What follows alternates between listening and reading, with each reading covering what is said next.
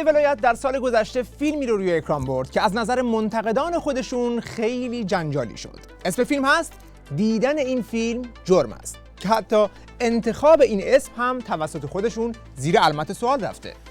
به نظر من اسم فیلم اعتراضه، نه دیدن این فیلم جرم است. عنوان هیاهویه، چیز دیگه این بیسش هیاهوه.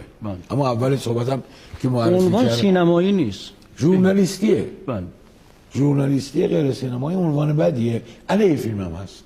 نمیذاره من مثل آدمیزاد بشینم یه فیلم معترض ببینم بگم که ببین حرفی که میزنی رو هستم، اما خیلی داری بد حرف میزنی. پس فیلم میخواد با این اسم هیاهو جنجال ایجاد کنه و اونقدر هم جنجال ایجاد کرد که 2 سال طول کشید تا تصمیم بگیرن که مجوز اکرانش رو بدن. این فیلم در واقع آینه است تمام قد از سردرگمی و بنبست همه جانبه رژیم که جا به جا توی فیلم هم میشه اون رو دید. خب پس اول بریم ببینیم که داستان فیلم چیه.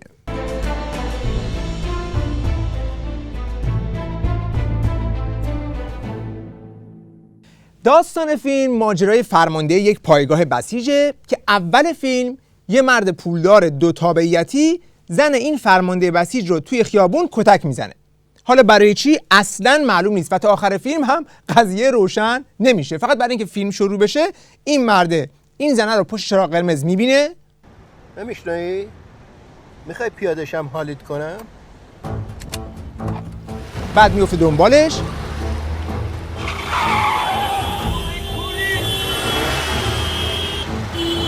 پشت چراغ قرمز بعدی بازم معلوم نیست به چه دلیل این زنه پیاده میشه تا مرد کتکش بزنه. وایسا ببینم کثافت مملکت من شماست، از چی میترسی؟ باز دوباره به یک دلیل نامعلوم هر دوشون سوار ماشیناشون میشن و راه میفتن میرن توی همون پایگاهی که شوهر این زن فرماندهشه.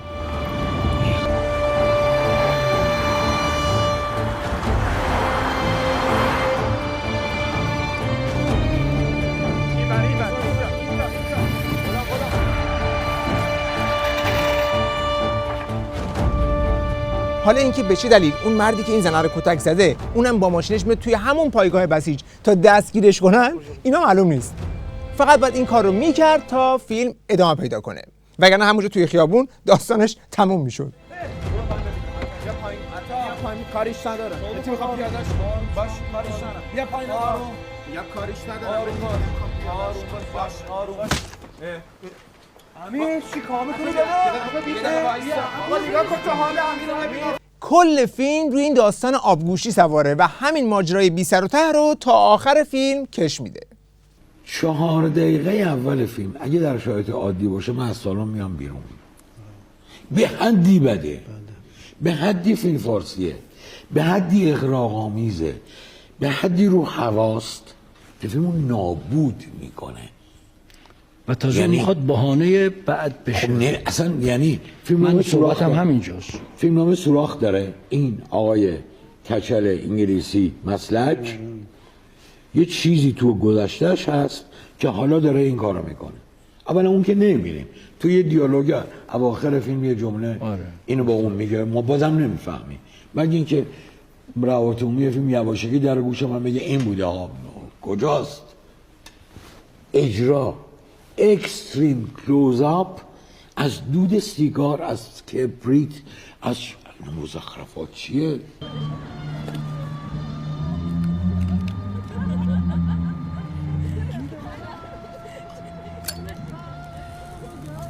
آقا جان یارو میخواد سیگار روشن کنه. اکستریم کلوزآپ از سیگار مصفندکش آخه مسخره است.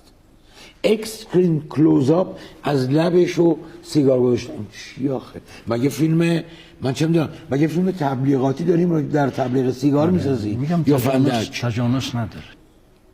یعنی منو یاد ایرج قادری میندازه و میام بیرون میگم با یه فیلم فارسی مبتذل طرفم که بعدن هر کاری میخواد بکنه. اینه 5 دقیقه اول فاجعه است و این اوپنینگ همچنان که اسم برعکس اسمه، این اوپنینگ و اسم عنوان فیلم نابودگر فیلمن. از اینجا به بعد تا آخر فیلم ماجراهایی است که توی این پایگاه بسیج اتفاق میفته. از یک طرف به مرور معلوم میشه که این مرد پولدار که تابعیت انگلیس هم داره یکی از کارچاق‌کن‌های نظام برای دور زدن تحریم‌ها بوده که بین سران نظام هم بروبیا داره. از همینجا معلوم میشه که توی نظام چه بلبشویه و اون چیزی که به مردم که میرسه حرام و شلاق و زندان داره برای نفرات خودشون کاملا آزاده.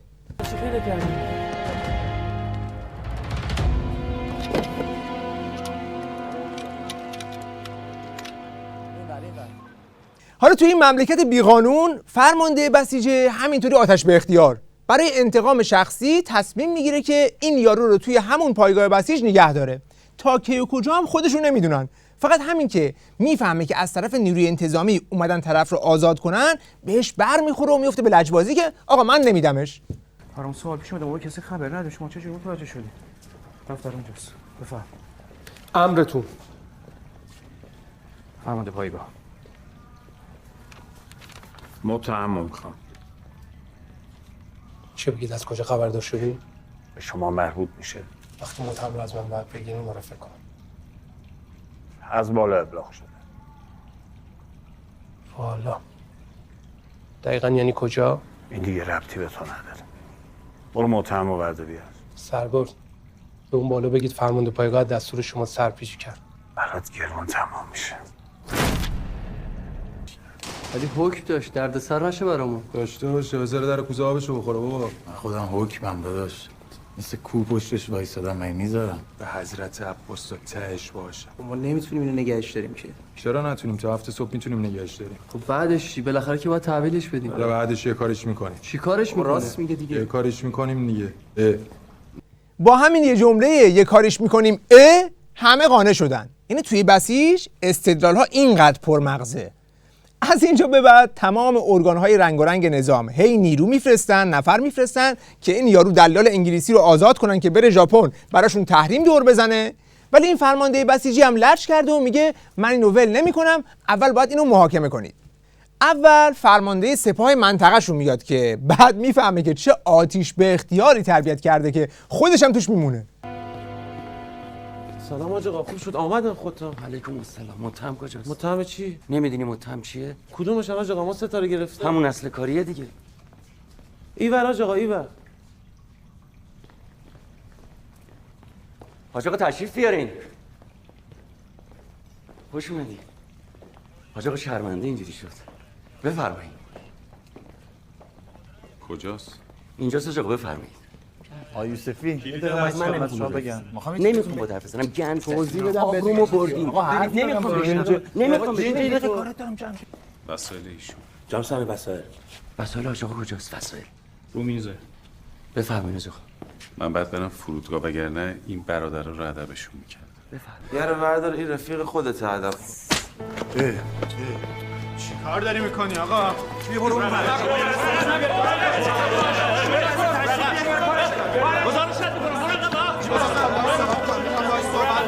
یه دقیقه وایسا، میگم میخوام باهاش صحبت کنم. خیلی خوب. ببین این همون چکو باید بخوری. شما چرا از نشید؟ من بی خود میکنه میزنه تو دست بچه. آقا برو قانون درست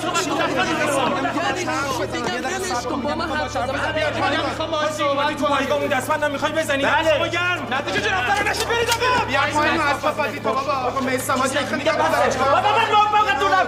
میگم بسه. وقتی که فرمانده سپاه داره طرف رو میبره دیگه کار به جایی میرسه که یارو بسیجیه علیه فرمانده خودش هم دست به سلاح میشه.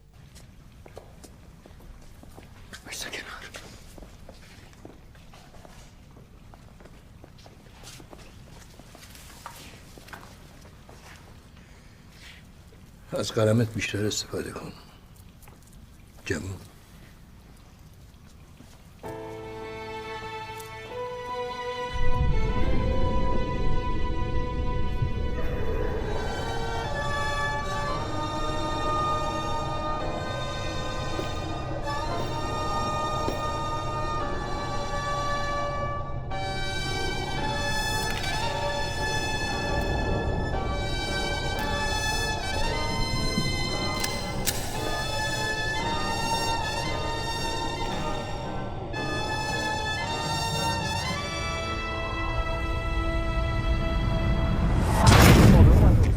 بله اینجا باید بفهمیم که طرف شلیک هوایی کرده که جرأت ندارن توی این فیلم نشونش بدن، ولی با همون یه تیر در کردن اقتدار نداشته نیروی انتظامی برباد میره و یارو رو با اون آقازاده‌ای که اومده بود ببرتش برمیگردونن دست بسیجی‌ها و روز از نو روزی از نو.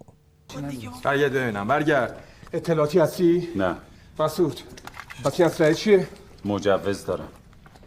نماینده مجلسی؟ نه. این کارت مجوز سرداد مجلس چی میگه؟ مشاوره اقتصادی. مسعود مواظب. بالایی که میگن تویی؟ کدوم بالا؟ همون بالای نامرد. اینجا معلوم میشه که پارتی این یارو دو تابعیتیه توی نظام خیلی کلوفتر از این حرفاست و تحت حمایت آقازاده یکی از آخوندهای باند ولی فقیه. ایشون حاج آقا ناصر فرزند برومند حضرت آیت الله احتشام هستند.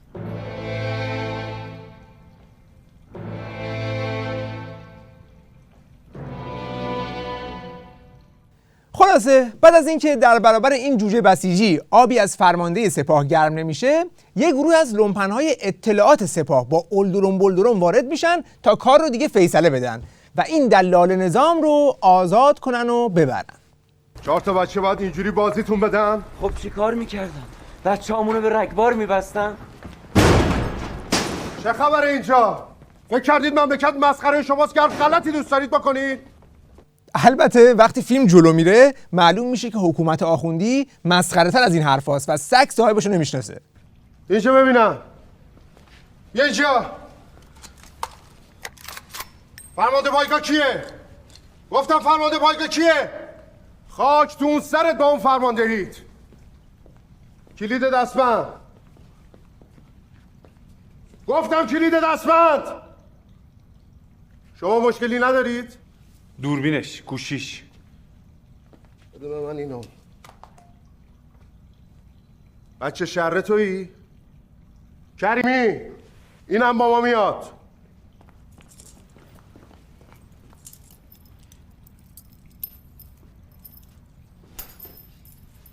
برو کنار ببینم.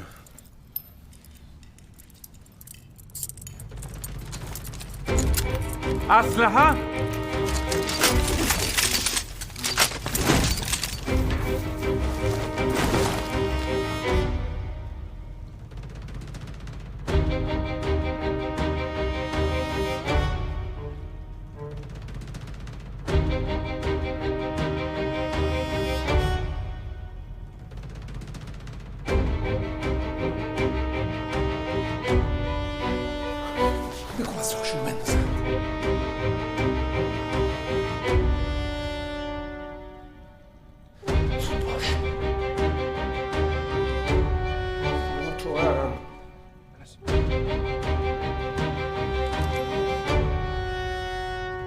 اینجا معلوم میشه که اطلاعات سپاه هم که با توپ پر اومده بود، همین که سلاح رو دید بادش خالی شد و به تته پته افتاد.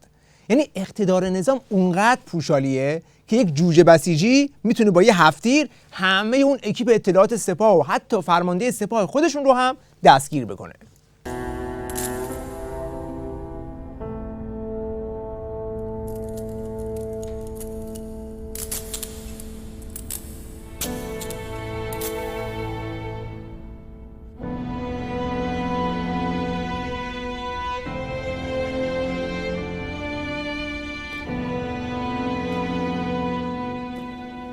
امیر الان مثل مور و ملخ میریزن اینجا. بعد از این دیگه کار بالا میکشه. نظام هرچی نیروی امنیتی داره مثل مور و ملخ میریزه دور این پایگاه بسیج، ولی باز هم همه این نیروها هم نمیتونن وضعیت رو از بنبست خارج کنن.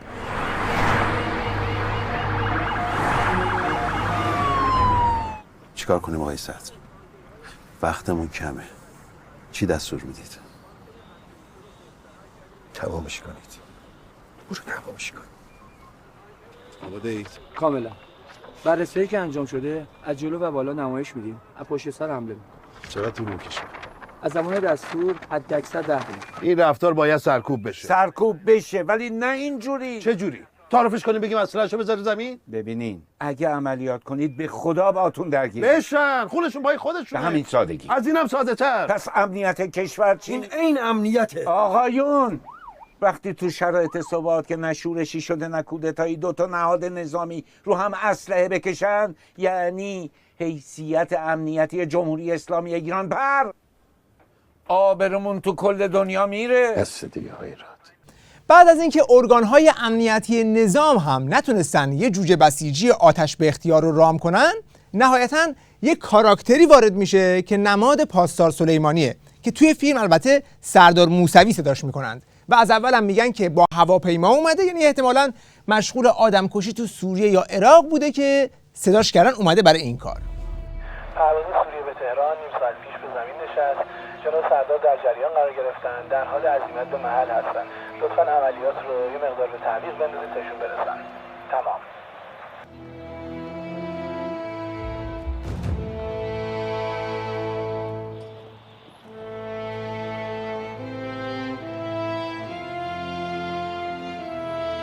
اما این نماد اقتدار نظام هم با همه ژست و پوزش کاری از پیش نمیبره و خودش هم توی این صحنه وا میره.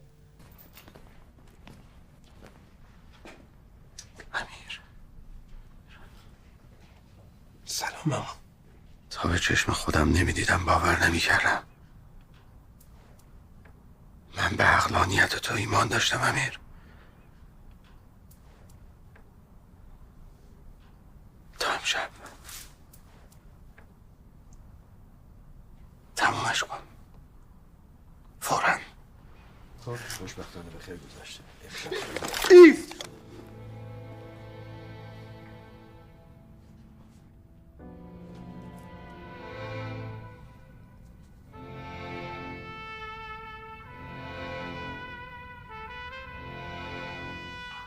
اینجا دیگه سردرگمی و بنبست نظام توی فیلم به اوج میرسه، چون دیگه خودشون هم نمیدونن که کی رو باید وارد کنن که این صحنه رو جمع کنه.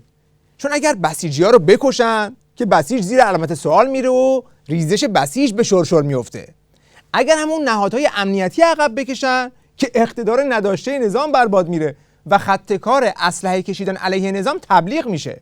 شما به کار رو میبری به جایی که بیه بنبستی میرسی نمیتونی حلش کنی، نمیتونی جمعش کنی. این فیلم باید از اول فکر پایان می بود، نه اینکه من حالا اینا رو به حرکت در میارم، رو در رو قرار میدم، امنیتی ها رو میارم، دولتی ها رو میارم، روحانیت میارم. ببین اون جمله‌ای که خود پسرت 3 بار تو فیلم میگه نمیدونم فیلم سازه. در نهایت بسیجا توی پایگاه رو سنگربندی میکنن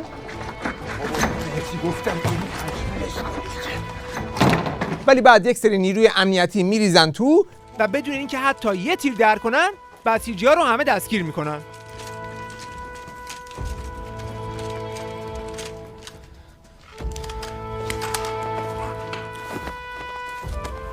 عمو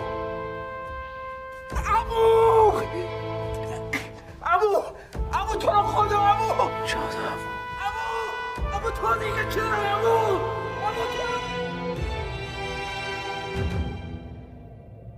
از اون طرف هم برای اینکه دل بسیجی‌ها رو خوش کنن اون سرداره میره اون یارو دلاله رو با یه فشار دادن دست مثلا تنبیه میکنه. به امید دیدار سردار.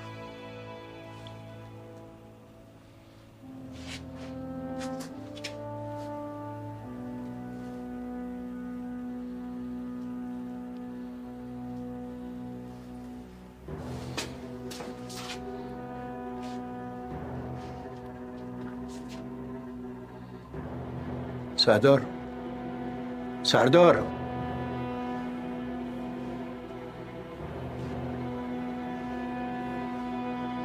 سردار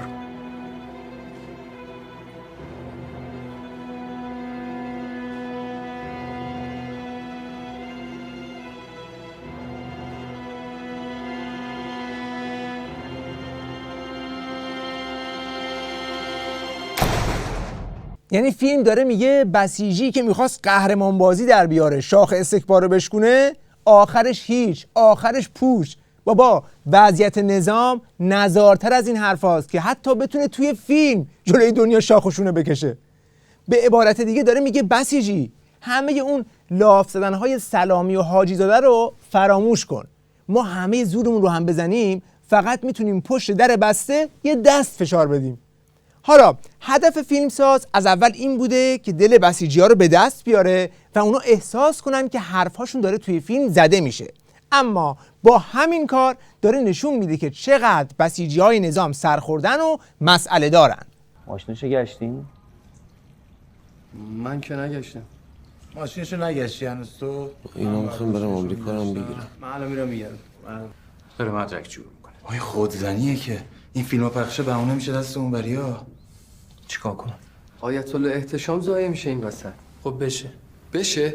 ایشون تو زمین ماستا. زمین که مال اوناست. ما فقط سیم خاردارای دورشیم. تو چی داری بری میگی بر خودت؟ مگه دروغ میگم؟ حرف نزن. میلیارد دلار میبرم ما واسه یه وام. میگم تو حرف نزن. داداشته ای زر میزنه برای خودش. خیال شو دیگه بشه. راست میگه دیگه سلمان جان، نقدر زر نزن واسه خودت. برو واسه مردم زر بزن. مثل آقا احتشام دعوتشان کن به چی؟ مبارزه با غرب.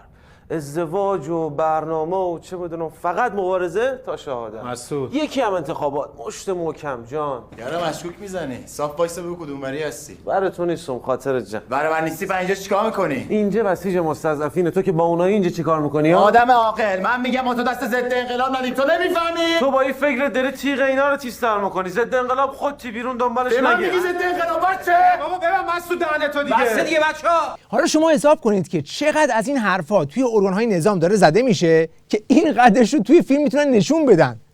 حتی کرکوپر مقام عظماشون هم اونقدر ریخته که وقتی یکیشون میخواد بسیجیه رو با چماق آقاشون ساکت کنه، طرف برای آقا هم تره خورد نمیکنه.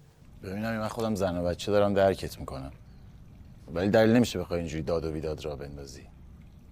نظام ولی داره. وقتی هر جا صحبت از عدالت میشه، هرچی دزد و قالتاق و گردنکش خودشو میچپونه زیر چتر ولایت، باید هوار بکشی تا سر از ناصر معلوم بشه. این با آقا مشکل داره انگار. چرت و پرت نگو سینا. من چرت و پرت میگم. تو امیرو نمیشناسی؟ آقا شفاف حرفشو زد دیگه. آقا همه خط قرمز منو میدونن. من با بابام تعارف ندارم سر این قضیه. فقط بلدی آخر مجلسات به مخالفای سیاسی فوش بدی. چی محافظه‌کاری کنم؟ چرا به احتشامات چیزی نمیگی؟ چون این مریم ببین اونا هر باری باشن حرمت حضرت آقا رو دارن. اینو بفهم. فیلم قصد داشته با این سناریو مثلا چهره منفور بسیجی‌های جنایتکار رو که روز روزش توی قیام آبان، توی قیام 88 روی مردم اسلحه میکشیدن، اینجا مظلوم و اعتقادی نشون بده و بسیجی‌ها رو از همه فساد و زدوبندها و چپاول‌های ارگان‌های حکومتی جدا کنه. اما توی این مسیری که داره میره گیر میکنه، چون آخه از یه طرف نمیتونه که بسیجی‌ها رو اونقدر جدا کنه که سلاح بکشن به سمت نهادهای امنیتی نظام. مهدی بی کمک.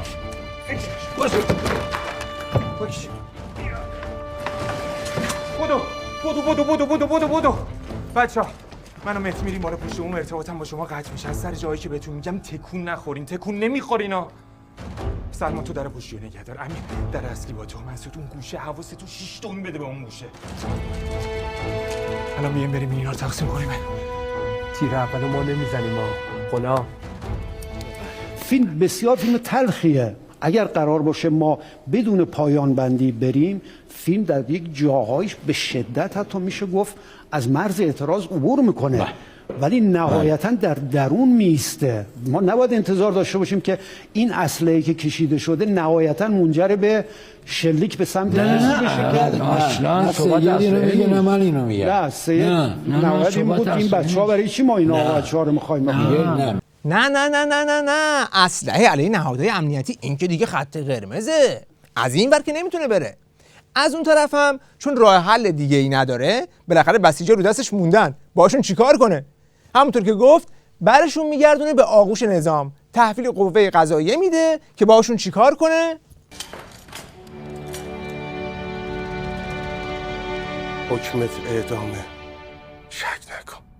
من دیگه یه ثانیه هم اینجا نمیمونم. سلمان را بیفت بینم. مستم. تو بی خود میکنی؟ احمق، این اسلحه رو امنیتی‌ها کشیده، حکمش اعدامه. را بیفت. در نتیجه بسیجی‌ها حتما موقع دیدن این فیلم بیشتر گیج میخورن، چون کاراکتری که بسیج رو توی این فیلم نمایندگی میکنه همون فرمانده بسیج است که در تمام طول فیلم استیصال و بنبست بسیج رو میشه توی حرکاتش دید. مهمترین گیرش شخصیت اول فیلم. شخصیت اول بد انتخاب شده. چرا آدم اینقدر بیکنشه؟ چرا دوربین بسیارن لحظات پشتشه؟ خب چرا 3 بار تو فیلم میگه نمیدونم؟ در ادامه حرفم راجع به کاراکتر چقدر فاجعه است. بهش SMS داده که فلانی من یکی بهم تعرض کرده، نزدیکم دارم میام، یعنی این آماده است که زنش رو که بچه دارم حاملم هست رو باش مواجه شد. زنه رو میبینه خونین و مالین، بله، اسلو موشن، آروم میره طرف در زانو میزنه. یعنی چی؟